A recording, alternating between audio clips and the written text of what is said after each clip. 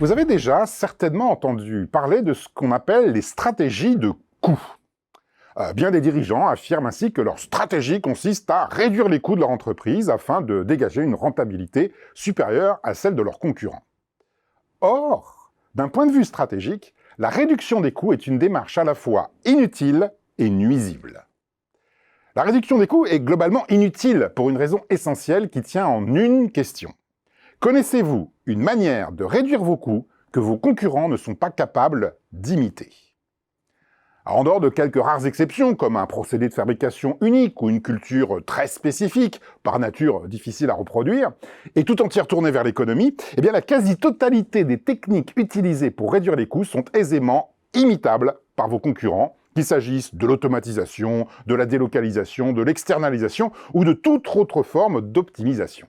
Il existe même une profession qui consiste très exactement à transférer le plus vite possible à tous les concurrents d'une même industrie les pratiques de réduction des coûts. Cette profession, c'est celle de consultant. Par conséquent, si vous parvenez à réduire vos coûts, tôt ou tard, et de plus en plus tôt et de moins en moins tard, car l'information circule et les consultants travaillent, eh bien vos concurrents feront de même. Ensuite, grâce à cette baisse des coûts, un de vos concurrents trouvera pertinent de réduire ses prix pour gagner des parts de marché.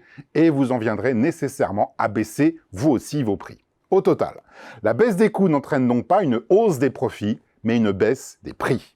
Si vous avez de la chance, vos profits pourront être maintenus. Mais une observation de l'évolution de la rentabilité moyenne des entreprises sur les 30 dernières années montre plutôt le contraire.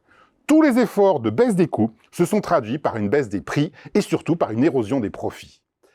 L'objectif de toute stratégie étant de créer des richesses, la baisse des coûts est donc une impasse stratégique. Cependant, il existe un effet encore plus pervers qui rend la baisse des coûts particulièrement nuisible.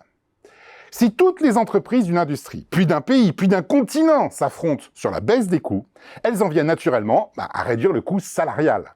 D'ailleurs, dans nos entreprises modernes et bien gérées, tous les coûts sont maintenant optimisés et baisser les coûts est devenu synonyme de baisser les salaires, voire de diminuer le nombre de salariés.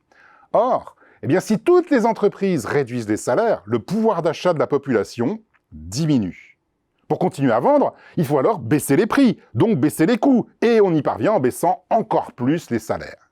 Alors ce cercle vicieux provoque ce que l'on appelle la course vers l'abîme. Et ce qui est en jeu, c'est l'effondrement de notre prospérité collective. La stratégie, cela ne consiste pas à baisser les coûts, mais à créer de la valeur. Par conséquent, la prochaine fois que vous entendrez un dirigeant vanter la baisse des coûts, dites-vous qu'il n'est qu'un très médiocre stratège.